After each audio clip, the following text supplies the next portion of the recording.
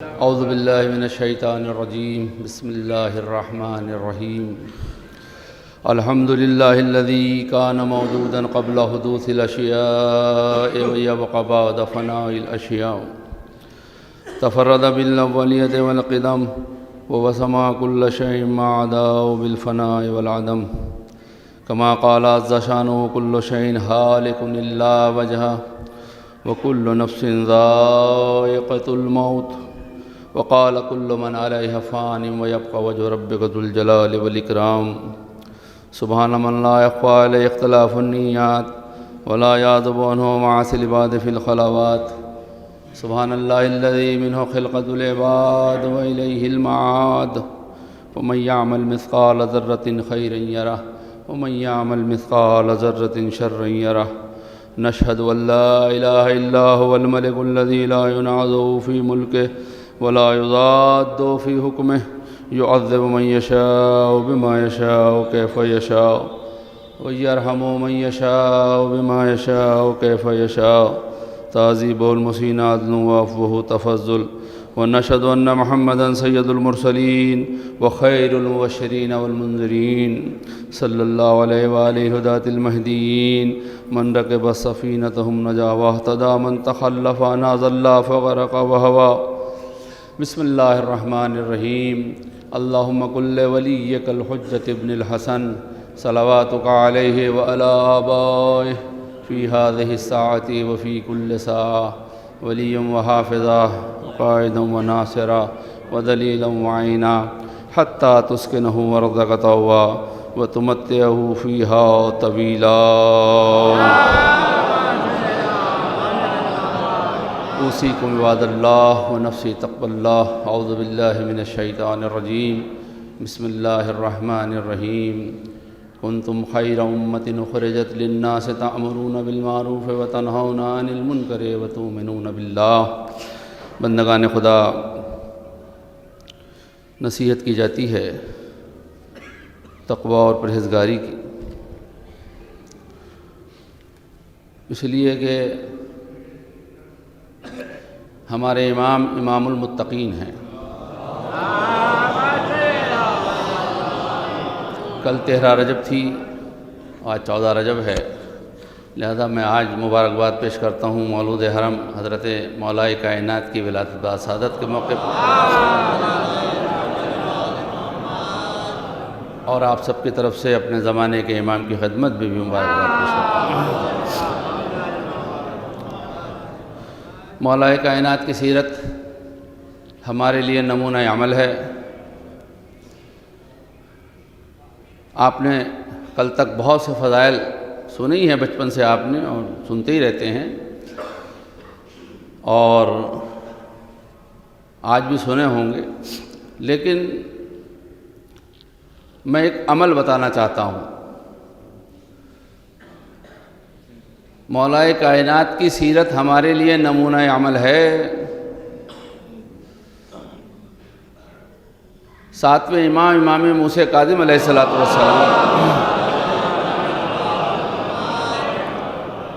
سے ان کے ایک رشتہ دار نے امامت پہ نزاع کیا، جھگڑا کیا امامت۔ اس نے کہا کہ امامت میرا حق ہے، جبکہ یہ معلوم ہے کہ امامت تو اللہ کی طرف سے ہے، منصب جسے اللہ چاہتا ہے اسے عطا کرتا ہے، اور طے ہے ہمارے 12 امام، ان کے علاوہ کوئی دوسرا امام ہمارا نہیں ہو سکتا۔ مگر اس نے جھگڑا کیا اور کہا کہ میں بھی تو نسل علی میں ہوں، اور میں بھی تو ان کا نسل میں ہوں، لہذا میں امام ہوں گا۔ تو آپ نے ایک سوال کیا، اور وہ سوال ہمارے لیے بہت ہی کارآمد ہے اور ہماری زندگی میں انقلاب لانے لائق۔ سوال یہ تھا کہ یہ بتاؤ کہ تمہارے، یعنی 7 امام سوال کر رہے ہیں، یہ بتاؤ کہ تمہارے اور میرے جد حضرت علی ابن ابی طالب علیہ السلام نے اپنی مزدوری کی کمائی سے، مزدوری کر کے جو پیسہ ملا، مزدوری ملی ان کو، اس سے آپ نے اپنی زندگی میں 1000 غلام خرید کے آزاد کیے۔ اب آپ اندازہ لگائیں 25 برس تقریباً ہوتے ہیں، آپ نے اس میں 1000 غلام آزاد کیے مزدوری کی کمائی سے، جو مزدوری حاصل ہوئی۔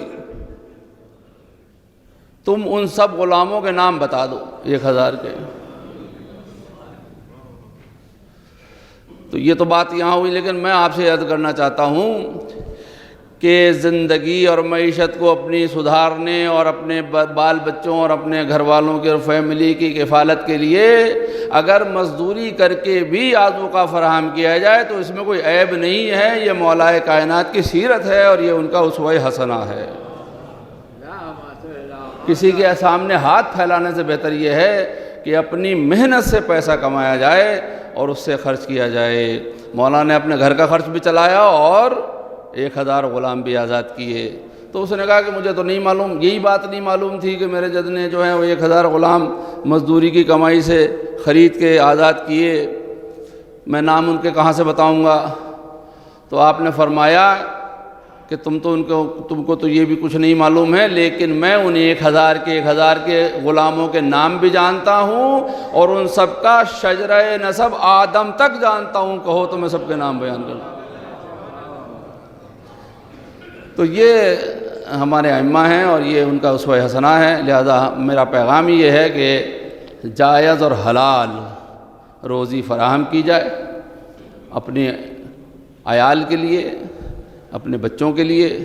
اور اس سے خیر و خیرات بھی کیا جائے، نیک کام بھی کیے جائیں، سخاوت بھی کی جائے اور دوسری باتیں بھی کی جائیں۔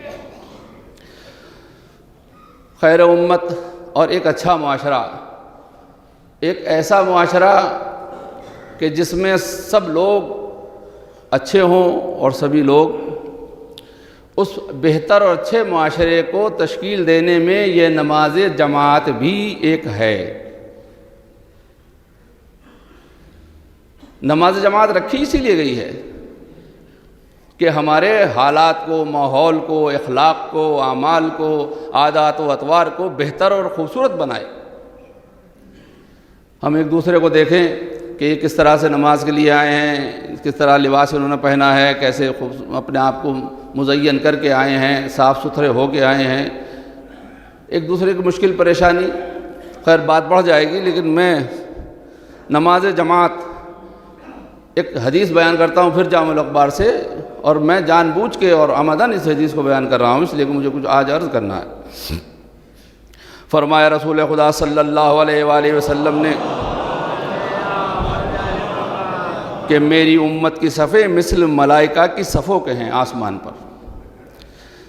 میں جماعت کے ساتھ ایک رکعت نماز پڑھنا 24 رکعتوں کے برابر ہے، اور ہر رکعت خدا کے نزدیک 40 رکعتوں سے زیادہ بہتر ہے۔ پھر فرماتے ہیں میرے پاس جبرائیل بعد نماز ظہر 70,000 ملائکہ کے ساتھ آئے اور کہا خدا نے بعد درود و سلام 2 ہدیے آپ کے لیے ایسے بھیجے ہیں جو کسی نبی کو نہیں بھیجے۔ پیغمبر فرماتے ہیں میں نے کہا وہ کیا ہیں؟ کہا ان میں سے ایک نماز ہائے پنجگانہ کو جماعت سے پڑھنا ہے۔ میں نے پوچھا میری امت کو نماز جماعت سے کیا فائدہ ہوگا؟ جبرائیل نے کہا اگر صرف 2 آدمی کسی جماعت میں ہوں گے تو خدا ہر ایک کو 1 رکعت کے بدلے 50 نمازوں کا ثواب دے گا، اور اگر 4 ہوں گے تو 1000 رکعت کا ثواب ہوگا، اور اگر 5 ہوں گے تو 2400 نمازوں کا ثواب ہوگا، 6 کو 4800 نمازوں کا ثواب، 7 کو 9100 کا ثواب، 8 کو 19100 کا ثواب، 9 کو 36800 کا ثواب، 10 کو 72800 کا ثواب، اور جب اس سے زیادہ ہوں گے تو ثواب کا ٹھکانہ ہی کیا۔ اگر تمام آسمان و زمین ورق دریا سیاہی ہو جائیں اور تمام احجار قلم بن جائیں اور تمام ملائکہ کاتب ہوں تب بھی اس بات پر قادر نہ ہوں گے کہ 1 رکعت کا ثواب لکھ سکیں۔ اے محمد صلی اللہ علیہ وآلہ وسلم، اگر کوئی مومن امام کے ساتھ تکبیرۃ الاحرام کہے گا تو وہ 60,000 حج و عمرہ سے بہتر ہے۔ اے محمد صلی اللہ علیہ وآلہ وسلم،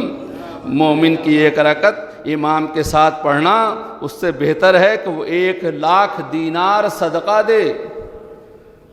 اور امام کے ساتھ سجدہ کرنا بہتر ہے 1 سال کی عبادت سے، اور 1 رکعت امام کے ساتھ پڑھنا 100 غلام راہ خدا میں آزاد کرنے سے بہتر ہے۔ اے محمد صلی اللہ علیہ وآلہ وسلم، جو شخص جماعت کی سنت پر قائم رہتا ہے بعد مرگ اس پر عذاب قبر نہیں ہوتا، اور نہ قیامت کی سختی اسے پیش آئے گی۔ اے محمد صلی اللہ علیہ وآلہ وسلم، جو کوئی جماعت کو محبوب رکھتا ہے خدا اور ملائکہ اسے دوست رکھتے ہیں۔ پھر فرمایا حضرت نے امام کے ساتھ پہلی تکبیر کہنا دنیا و ما فیہا سے بہتر ہے، جو کچھ اس کائنات میں ہے دنیا میں ہے اس سے بہتر ہے امام کے ساتھ ایک تکبیر کہنا، پہلی تکبیر کہنا۔ اب آپ اندازہ لگائیں کہ نماز جماعت اور اس کا کتنا ثواب ہے۔ میں آپ حضرات کی خدمت میں اس نماز جماعت کا ثواب اور بہت سی حدیثیں ہیں، لیکن وقت نہ ہونے کی بنا پر زیادہ بیان نہیں کیا جا سکتا۔ نماز میں نہ شرکت کرنے کا جو عذاب ہے اور جو گناہ ہے وہ بھی ہے، اس کے جو نقصانات ہیں وہ بھی ہیں، وہ کسی آئندہ جمعے میں انشاءاللہ بیان کروں گا۔ لیکن یہ نماز جماعت کا جو ثواب میں نے آپ حضرات کی خدمت میں بیان کیا، اور آپ حضرات نماز جماعت میں شریک ہیں اور اپنی پنجگانہ نمازوں میں بھی شریک ہوتے ہوں گے اپنی اپنی محلے کی مسجدوں پر، کتنا ثواب آپ کو مل رہا ہے۔ لیکن یاد رکھیے کہ جس نے یہ نماز جماعت قائم کی اس کو کتنا ثواب مل رہا ہوگا جس پہ آپ آج عمل کر رہے ہیں۔ الحمدللہ لکھنؤ میں نماز جماعت ہوتے ہوئے 245 سال ہو گئے۔ کل 13 رجب جو گزری ہے، 13 رجب سن 1200 ہجری میں پہلی نماز جماعت یہاں حضرت آیت اللہ العظمیٰ غفرہ مآب علیہ الرحمہ کی اقتداء میں ہوئی۔ 245 برس سے الحمدللہ یہ نماز جماعت کا سلسلہ لکھنؤ میں جو شروع ہوا تو پورے ہندوستان میں پھر شروع ہو گیا، اور سارے ہندوستان میں یہ جماعت ہو رہی ہے۔ 245 برس، 5 برس بعد پورے 250 سال ہو جائیں گے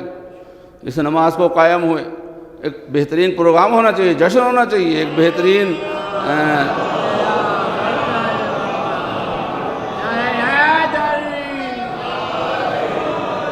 اور جو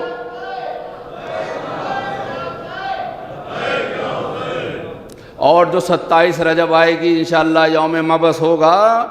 وہ اس میں 245 سال جمعہ شروع ہوتے ہوئے ہو جائیں گے۔ 13 رجب 1200 ہجری کو نماز جماعت پہلی ہوئی ظہر کی نماز، اور 27 رجب 1200 ہجری کو پہلا جمعہ ہوا شیعوں کا ہندوستان میں۔ بہت سے لوگ تعجب کرتے ہیں یہاں کے اوپر، طرح طرح کی باتیں، مورخ کو اختیار ہے یہ اپنی لکھنے کا، سب کو حق ہے،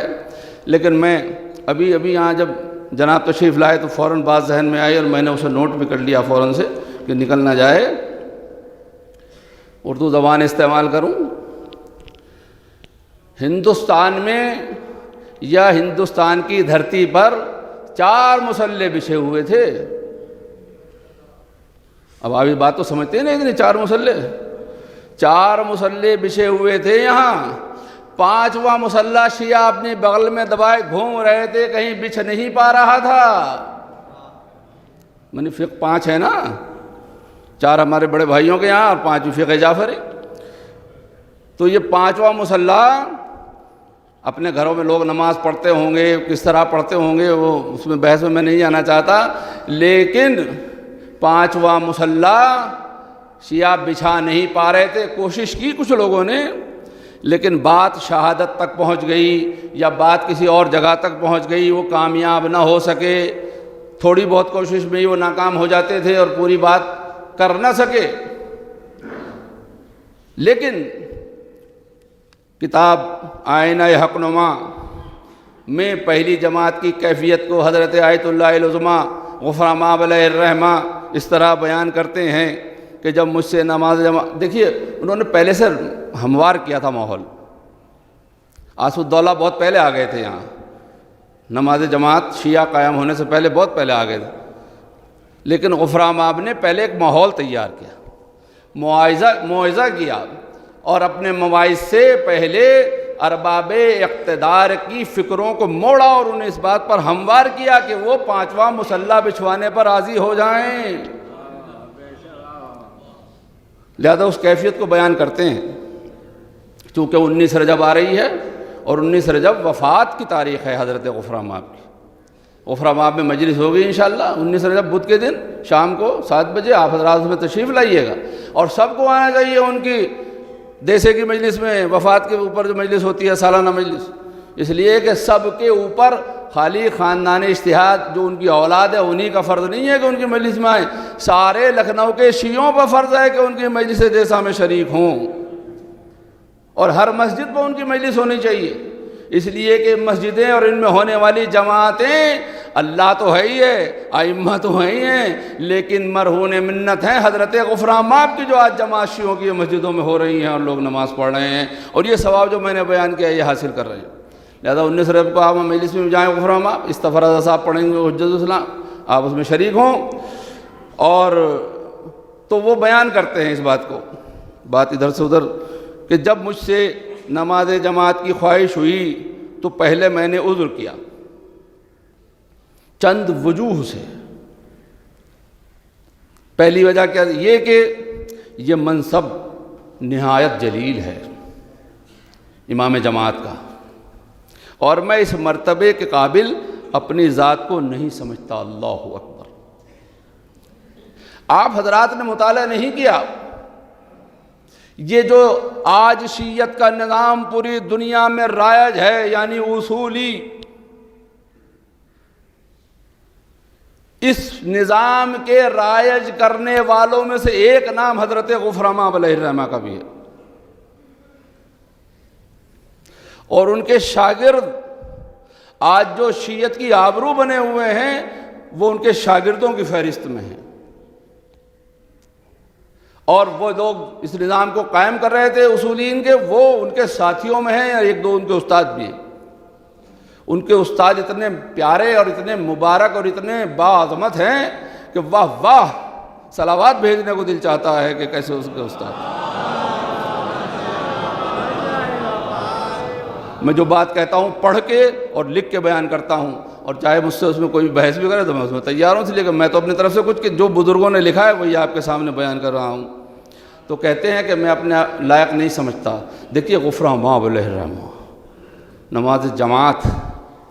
دوسری وجہ بتاتے ہیں یہ کہ اس طرح جمعہ و جماعت کبھی زمانہ سابق میں سبب تسلط مخالفین کے نہیں ہوا تھا، لہٰذا اس کے ہونے میں نکتہ چینی اور استعجاب کا خوف تھا۔ وہ لکھ رہے ہیں جنہوں نے سب سے پہلا جمعہ قائم کیا شیعوں کا، وہ لکھ رہے ہیں کہ زمانہ سابق میں کبھی یہ ایسا ہوا نہیں تھا، لہذا تسلط مخالفین کا تھا۔ اس کے بعد میں ایک واقعہ ایسا ہوا کہ دلی کے بادشاہ نے ایک علم بھجوایا تھا یہاں منت کا، جو سلطان العلماء نے ایک جلوس کے ساتھ درگاہ میں نصب کیا تھا۔ جب اس کی خبر دلی کے مولویوں کو پہنچی، یعنی اہل سنت کے علماء کو، تو انہوں نے بادشاہ سے یہ کہا کہ آپ اپنی پوزیشن واضح کریں کہ آپ شیعہ ہیں کہ سنی ہیں۔ اگر آپ شیعہ ہو گئے ہیں تو آپ کا نام خطبہ جمعہ سے نکال دیا جائے گا۔ اب آپ سمجھے کہ خطبہ جمعہ میں آج بھی لوگوں کو جا کے سنیے تو آپ کو اندازہ ہو کس چیز کا نام لیتے ہیں۔ خطبہ جمعہ جو دلی میں ہوتا تھا، یا دلی سلطنت کے اندر میں جہاں جہاں جمعے ہوتے تھے، وہاں کا امام جمعہ جو مسلک اہل سنت سے تعلق رکھتا تھا، وہ ضروری تھا اس کے لیے کہ وہ بادشاہ وقت کا نام بھی خطبے میں لے۔ اور شیعوں میں یہ ہو ہی نہیں سکتا کہ کسی ظالم کا یا جابر کا نام خطبے میں لے گا۔ یہاں تو صرف 14 معصومین کے نام لیے جاتے ہیں، اور وہی اس لائق ہیں کہ ان کا نام خطبہ جمعہ میں لیا جائے۔ لہذا کوئی شیعہ یہ کر ہی نہیں سکتا تھا کہ وہ حاکم وقت شرابی اور طرح طرح کے عیوب جس کے اندر پائے جاتے ہوں اس کا نام خطبہ جمعہ میں لے۔ تو انہوں نے کہا بتائیے پوزیشن واضح کیجئے۔ تو وہ اس ڈر سے کہ کہیں خطبے سے نام نہ نکال دیا جائے، اس نے کہا نہیں میں تو سنی ہوں، شیعہ نہیں ہوا ہوں۔ تو حکام کی نیتوں کا کبھی پتہ نہیں چلتا ہے، اپنی حکومت بچانے کے لیے کچھ بھی کر سکتے ہیں۔ لہذا وہ کہتے ہیں کہ مجھے تیسری جو وجہ انہوں نے لکھی وہ تھا، خیال تھا کہ بعض مخالفین اس میں دراندازی کریں، لیکن جب میں نے دیکھا کہ نیت محرک کی خالص ہے اور ان کی ہمت اعلاء کلمت الحق کی طرف منعطف ہے، اور اسی کے ساتھ ساتھ میں نے مخالفین کی کمزوری اور ان کے ارکان کے تزلزل کا احساس کیا، تو مجھے جناب رب العزت سے خوف ہوا کہ بعد عذر تمام ہو جانے کے اس امر خیر میں تساہلی کرنے سے مجھ سے مواخذہ نہ کرے۔ لہذا میں نے التماس کو قبول کیا اور رسالہ بھی لکھا، جس میں احادیث و قرآن سے آیات سے فضیلت نماز جماعت کو ثابت کیا۔ جب یہ دیکھ لیا، بہت سے علوم تھے غفر امام علیہ الرحمہ کے پاس، انہوں نے اندازہ لگا لیا، توسل بھی کیا ہوگا کہ اب بادشاہ کی نیت نہیں بدلے گی، یہ خالص شیعہ ہی رہے گا، اور اس کا نام اگر خطبے میں نہیں لیا جائے گا تو یہ کچھ کہے گا نہیں، اعتراض نہیں کرے گا، اکتفا کرے گا صرف ائمہ اہل بیت کے نام آنے پہ خطبے میں۔ تو آپ نے نماز جمعہ کو شروع کر دیا، اور الحمدللہ آج تک وہ قائم و دائم ہے، اور ساری دنیا میں سلسلہ جاری اور ساری ہے۔ تو یہ رجب کا مہینہ ہمارے لیے ہر اعتبار سے بابرکت ہے، ہمیں مولود حرم بھی ملا اور نماز جماعت قبلہ رو ہو کے پڑھنے کو بھی ملی، تاکہ ہم نماز جماعت پڑھ رہے ہیں اور آج تک پڑھتے چلے آ رہے ہیں۔ بندگان خدا،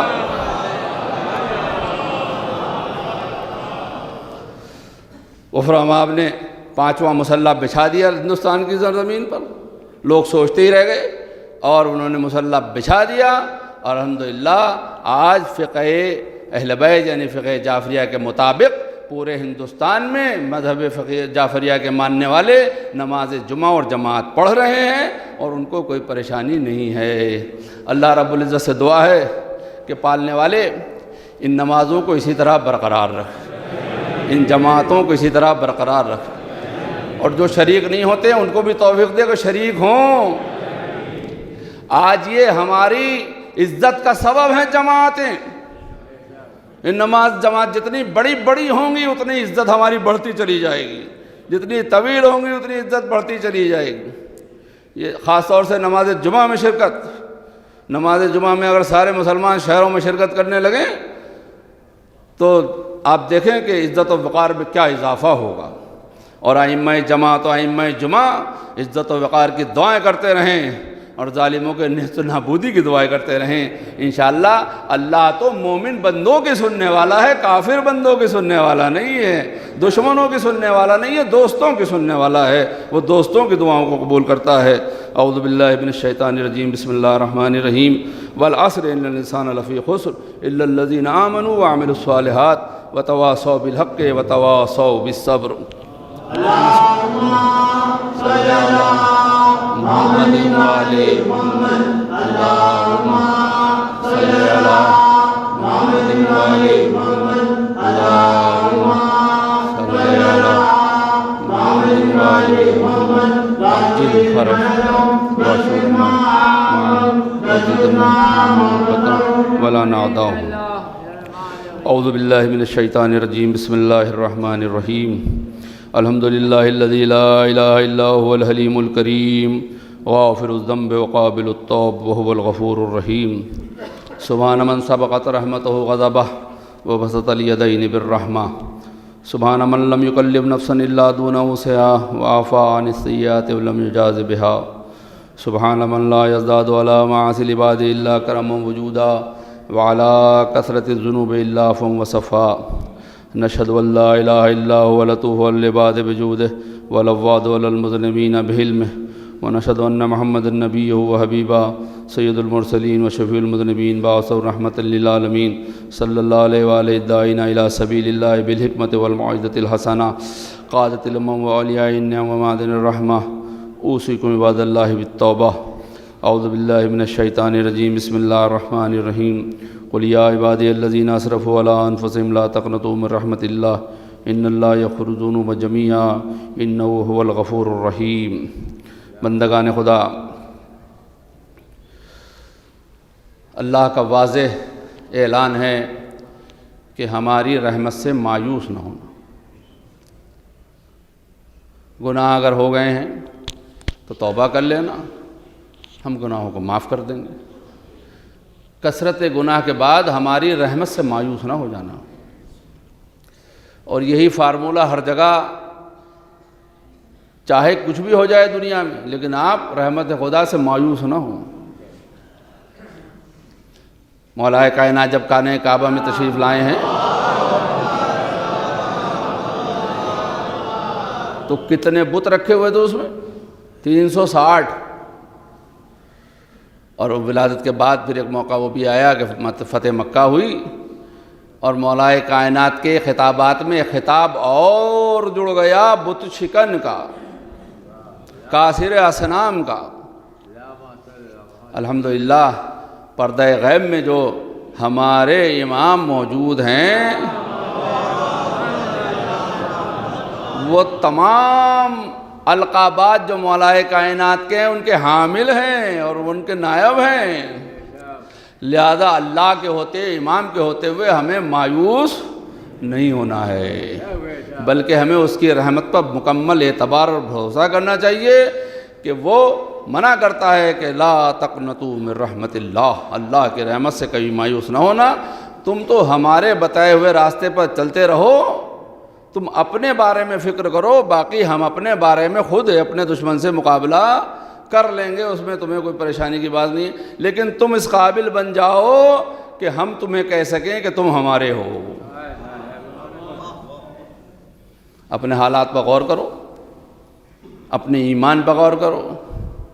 اپنے عقیدے کو راسخ کرو۔ نماز جماعت کا فائدہ ایک یہ بھی ہے کہ عقیدہ مضبوط ہو جاتا ہے اس میں آنے کے بعد۔ عقیدے میں اگر کوئی تزلزل پیدا ہو جائے کبھی تو نماز جماعت جمعہ میں شریک ہونے کی وجہ سے عقیدہ مضبوط ہو جاتا ہے، اور امام جمعہ کا فرض ہے کہ وہ لوگوں کے عقیدوں کو مضبوط کرے اور انہیں یقین دلائے کہ جس اللہ کی عبادت کے لیے تم مسجدوں میں تشریف لائے ہو وہ اللہ صاحب قدرت ہے، صاحب اختیار ہے، وہ جو چاہتا ہے وہی کرتا ہے، اور اس کے چاہے کو کوئی روک نہیں سکتا ہے، لہذا ہمیں اس کی طرف رجوع کرنا چاہیے۔ آج 14 رجب ہے، بہت سے مواقع اس میں ہیں، شب 15 بھی ہو جائے گی آج، اور بڑی فضیلت والی رات ہے، اس میں عبادتیں ہیں، غسل کریں، ساری رات عبادت میں رہیں، زیارت امام حسین علیہ السلام پڑھیں۔ یہ ہر جگہ زیارت امام حسین علیہ السلام کا ائمہ نے حکم کیوں دیا ہے؟ آپ حضرات سے عرض کروں، یزید نے اور اس کی فوج اور اس کے سپہ سالار جو کربلا میں تھے، اور اس کا حاکم جو گورنر جو مدینہ اس میں کوفے میں بیٹھا ہوا تھا، کم سے کم 30,000 کی فوج ملتی ہے کربلا میں جو تھی۔ 24,000 فوج تو وہی ہے جو امام حسین علیہ السلام کا راستہ روکنے کے لیے بھیجی تھی اس نے، وہ سب کے سب کربلا میں آ گئی تھی، اور اس کے علاوہ کم سے کم 30,000 ہے، اور زیادہ سے زیادہ روایتیں تو لاکھوں کی ملتی ہیں۔ اور ان لوگوں نے امام حسین علیہ السلام 72 ساتھی، 30,000 بھی اگر کم سے کم مان لی جائے تو 30,000 اور 72 کا کیا مقابلہ، جس میں سے ایک 6 مہینے کا بچہ بھی ہو، اور انہوں نے بدو میں خود سب کو قتل کر کے، حتیٰ کہ لاشوں کے اوپر گھوڑوں کو دوڑا کر پامال کر کے یہ سمجھ لیا تھا کہ ہم نے یہ قصہ یہیں ختم کر دیا۔ لیکن آپ نے دیکھا آج کیا دیکھ رہے ہیں آپ؟ یہ دنیا میں جو عزاداری ہے امام حسین ہو رہی ہے، یہ اللہ کا وعدہ ہے کہ یزید چاہتا تھا کہ نام مٹا دے، لیکن ہم چاہتے ہیں کہ حسین کا نام دنیا میں لیا جائے، تو دنیا میں لیا جا رہا ہے۔ اور یزید کا اگر کوئی نام لیتا بھی ہے تو لعنت بھیج دی جاتی، جیسے میں نے ابھی نام لیا تو آپ نے فوراً لعنت بھیجی اس کو۔ تو کبھی بھی کثرت سے اور اس سے مایوس ہونے کی ضرورت نہیں ہے، یہ اللہ ہے، یہ اپنے نظام کو رائج کر کے رہے گا، اپنے دین کو رائج کر کے رہے گا، چاہے مشرکین سے کتنی بھی کراہیت کریں مگر وہ قائم کر کے رہے گا، اور ہمیں اس پر اللہ پر پورا بھروسہ ہے۔ تو زیارت امام حسین کا حکم اسی لیے کہ آپ ہم لوگوں کو یہ طاقت ملتی رہے کہ کیسے بھی حالات ہو جائیں، اگر اللہ پر بھروسہ ہے تو اللہ ہمارے ساتھ ہے، تو ہمارا کوئی کچھ بگاڑنے والا نہیں ہے۔ غسل کریں، عبادت کریں، پوری رات زیارت پڑھیں، 6 رکعت نماز جو 13ویں کی شب میں آپ نے پڑھی ہوگی وہ بھی پڑھیں، اور اس شب میں 30 رکعت نماز پڑھیں، اور ہر رکعت میں الحمد کے بعد 10 مرتبہ سورہ توحید پڑھیں 30 رکعت نماز میں۔ آج کی شب جو آ رہی ہے اس میں انشاءاللہ آپ کی اللہ عبادت قبول کرے گا۔ اور کل 15ویں کا دن ہے، جو لوگ عمل ام داؤد کریں گے وہ تو کریں گے، لیکن جنہوں نے روزے نہیں رکھے ہیں یا عمل ام داؤد نہیں کرتے ہیں تو ان کے لیے بھی عمل ہے کہ وہ غسل کریں، زیارت امام حسین پڑھیں، نماز سلمان فارسی جو آپ نے پڑھی ہوگی وہ پڑھیں، 4 رکعت نماز پڑھیں، اور اس 4 رکعت نماز پڑھنے کے بعد ایک دعا ہے، اس دعا کو پڑھیں۔ اس دعا میں یہ ہے کہ اے سرکشوں کو ذلیل کرنے والے، اے مومنوں کو عزت دینے والے۔ کل ضرور پڑھیں اس کو، مفاتی میں دعا ہے اور اعمال کی کتابوں میں دعا ہے، اسے پڑھیں۔ لکھا ہے کہ جو صاحب غم 4 رکعت نماز پڑھ کے اس دعا کو پڑھے گا، خداوند عالم اس کو غم سے نجات عطا کرے گا۔ لہذا ہم نماز پڑھیں تمام۔ آج 26 جنوری بھی ہے اور گزر گئی، امن و امان کی دعائیں سب جگہ ہوئیں۔ اللہ ہمارے یہاں بھی امن و امان قائم رکھے اور ہمیں اس ملک کا صحیح اور خوشحال باشندہ بنے رہنے کی توفیق کرامت فرمائے۔ ہم اس کی مین دھارا میں رہیں، مکھیہ دھارا میں رہیں، اور ہمیں جو ہے اللہ اپنی توفیقات میں شامل کرتا رہے۔ فیروز صاحب آج نہیں ہیں تو آپ میری آواز کے اوپر اپنی نماز کو رکھیے گا تاکہ ادھر ادھر نہ ہو جائے معاملہ۔ جیسے جب میں کہوں جو جیسے ویسے میرے ساتھ جیسے عام نمازیں پڑھتے ہیں آپ ویسے یہاں بھی پڑھیں گے انشاءاللہ۔ اللہ ہم سب کو توفیق دے اور ان تمام خوشیوں میں ہمیں شامل کرے اور ہمارے اوپر رحم کرے، بیماروں کو شفائے کامل و عاجل عنایت فرمائے، ہمارے بزرگوں کا سایہ ہمارے سروں پر رکھے، ہمارے امام جمعہ کلب جواد صاحب کا سایہ ہمارے سروں پر ہمیشہ ہمیشہ قائم و دائم رکھے، انہیں صحت و سلامتی دے۔ اعوذ باللہ من الشیطان الرجیم، بسم اللہ الرحمن الرحیم، ان اللہ وملائکتہ یصلون علی النبی یا ایھا الذین آمنوا صلوا علیہ وسلموا تسلیما۔ اللہم صلی علی سید المرسلین و شفیع المذنبین نبینا محمد صلی اللہ علیہ وآلہ۔ اللہم صلی علی محمد وآل محمد وعلی امام المسلمین وقائد الغر المحجلین امیر المومنین علی ابن ابی طالب صلوات اللہ علیہ وآلہ، وعلی سیدۃ نساء العالمین وبذۃ خاتم النبیین سیدنا فاطمہ بنت رسول اللہ صلوات اللہ علیہ، وعلى الحسن المجتبى والحسين الشهيد بكربلاء وعلي بن الحسين ومحمد بن علي وجعفر بن محمد وموسى بن جعفر وعلي بن موسى ومحمد بن علي وعلي بن محمد والحسن بن علي عليهم الصلاة والسلام۔ اللهم صل على مولانا صاحب الزمان صل على محمد وآله ما يعثار بدء والطغيان آدم أبنية الشرك والنفاق حاسد فروع البغي والشقاء صلوات الله وسلامه عليه وعلى آبائه الكرام متصل علی والیام۔ اللہم اجل فرج وساہل مخرج وکل ناظرنا بنظرت منا الیہ وجلنا من المستشہدین بین یدی وتفضل اللہم رائن المؤمنین مزید التوفیقات وزیاد الاقبال وعلو الدرجات۔ اللہم افل بنا ما انت اہلو ولا تفل بنا ما نحن اہلو بجائے محمد وآلہ المعصومین صلوات اللہ علیہم اجمعین۔ اللہم اجلنا ممن یذکر وتنفع الذکر ان اللہ یامر بالعدل والإحسان وإیتاء ذی القربى وینہی عن الفحشاء والمنکر والبغی یعظکم لعلکم تذکرون۔